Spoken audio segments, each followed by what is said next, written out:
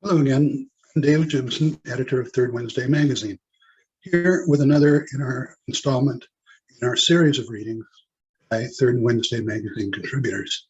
Tonight we have Joanne Durham, who is the author of the chapbook on Shifting Shoals, forthcoming from Kelsay Books. Her poems appear in Poetry East, Calyx, Chautauqua, Juniper Poetry Journal, Gyroscope, and many other journals. She is a retired educator living in North Carolina. Joanne's forthcoming book, To Drink from a Wider Bowl, includes two poems originally published in Third Wednesday, Old Folk, which is a winner of the Fall 2021 50/50 contest, and September 30, 2021, Poem of the Week, and Christmas Tree Recycled in the Dunes. Her book will be published by Evening Street Press on April 1st, 2022. And now let me present to you Joanne Durham.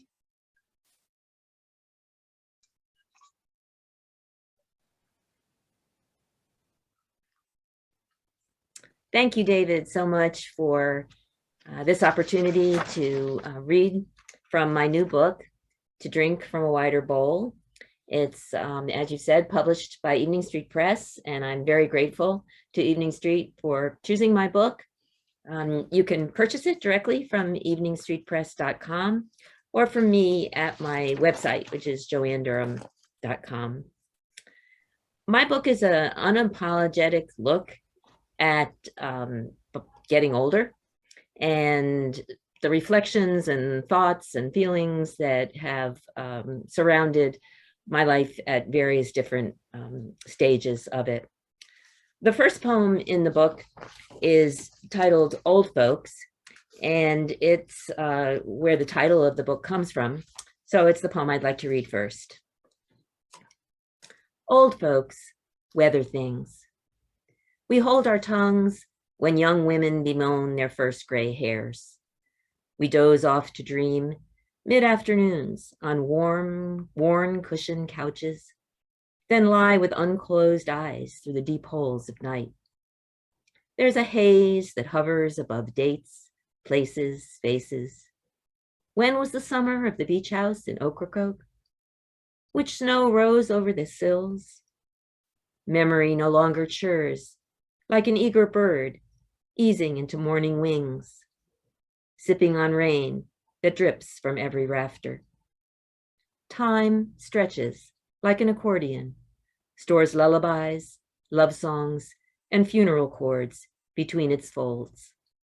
We are thirsty still, but drink from a wider bowl. My book is divided into sections that have titles that are taken as phrases from this first poem. And it starts with First Sips, which discusses and reflects on my ancestors, my parents, my childhood. I'd like to read you a poem from the second section, which is called New Thirst, and deals with various things within my adolescence and young adulthood. This poem is called Carpool Politics, 1966. It's a prose poem. I'm 16, carpooling to my summer typing job in DC with 3 middle-aged white men from my suburb. I live 2 miles outside the nation's political center, but my world is a tightly wound ball of wishes and worries about whether I'll ever go out with Mitch again, who I'll see at the neighborhood pool, and visions of myself someday as a famous author. Politics to me is nothing more than the year-long notebook on the Kennedy-Nixon election I made in 5th grade without a clue what the differences were, except Kennedy had that great Boston accent and Nixon always frowned. But I'm crammed into this echo chamber of a car with these men's chatter. Fur show last night, Joe. Furs for men too this year, but look better on those doll baby models. He winks at me. Then they ruin it, bring on the N-word, even holding hands with the white girls. They ought to clean up this city, make them lazy bums get a job. And before I know it, I'm arguing with them. Skinny white teenager in a sleeveless dress I learned to sew in home ec, conscious as much about racism and the economy as a baby taking her first breath out of the womb. But it's clear to me that nobody would hang around on the sidewalk all day in poor, drenching humidity if they had anything better to do. I lose all the arguments. If losing means the men assure me I'm too young to have an opinion worth listening to. But they've unplugged a hole in my gut. And I think, for the first time, that the world is a giant jigsaw puzzle, and someone has hidden the picture on the cover of the box so nobody can agree on where to put the pieces. But right then and there, I decide I'm not going to get as old as the carpoolers without finding a better way to fit it together. The next section of the book is called Love Songs and Lullabies, which is pretty self-explanatory. Under construction. Loader, excavator, backhoe, creaking toy wheels across the couch's cushions. My 2-year-old teaches me the vocabulary of construction. He drums the sofa's arms to a beat in his head, abandons it to circle himself dizzy, tips the pink teapot so imaginary tea gurgles into the cup. His laughter curls like steam. Polka-dotted apron sweeping his ankles, brow creased. He stirs the wooden spoon to chase clouds of flour inside the bowl, plops sticky biscuits into the pan. No one has lined him up yet. Boys on one side, girls on the other. Fragments of light twist through his cardboard kaleidoscope, spinning images of everything he could become. Wading into the river. You're knee-deep in the river, each sheath of muscle defined by sun spun through shadows that embrace the arc of your raised arms.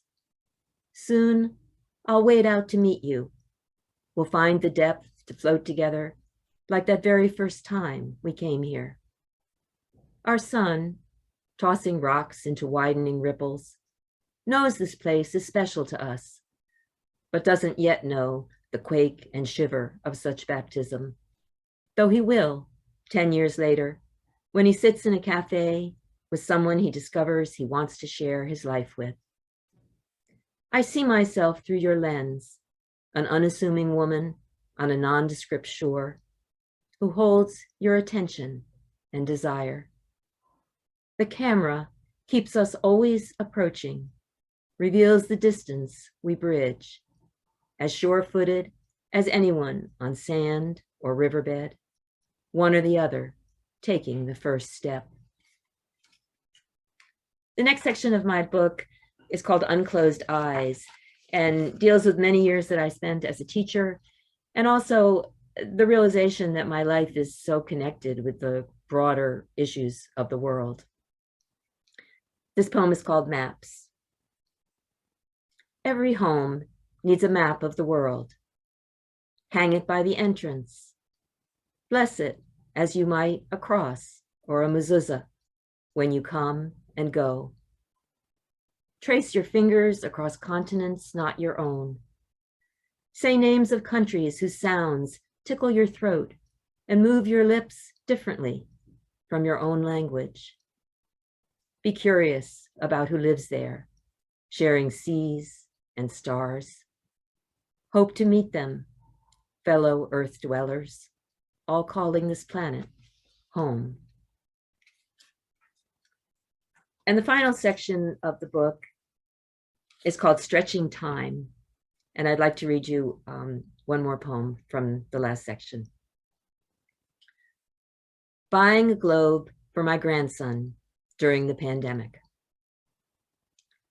He can't comprehend how north means anything but sky. Thinks south is underground. So I search online. Elephants trumpet across Tanzania on talking globes. The Eiffel Tower illuminates all of Europe. Customer reviews dim the flashy displays. Irate Indian buyers, their birthplace mapped as China. Americans demand borders between states, not shown on any other country Globes crack in careless hands. One globe arrived with 2 southern hemispheres. The owner thought it an improvement, didn't send it back. I long for a brick and mortar store to know if names of distant rivers are large enough to read. Feel the relief of the Himalayas. Spin tilted stands to test their resilience. Lands joined in a blue blur. I'm not giving up the search for a perfect world for my grandson.